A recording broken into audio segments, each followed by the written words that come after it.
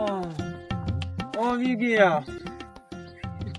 यार। एक बात की समझ नहीं आ रही, यहाँ पे कोई भी हमारी मदद को नहीं कर रहा। पता ही क्यों नहीं कर रहा?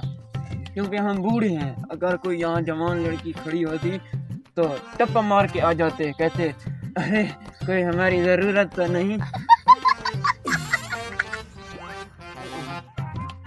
वालेकुम सलाम बदरिया, क्या हाल है?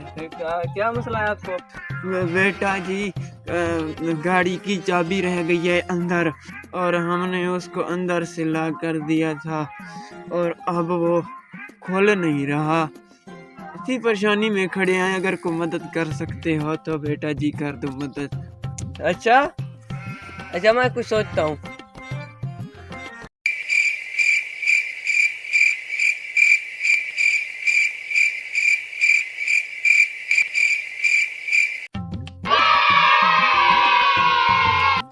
ए बूढ़े जी बेटा।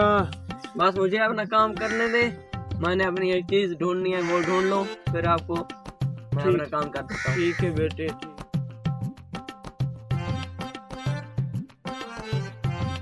टेंशन मत लो, खुल जाएगा।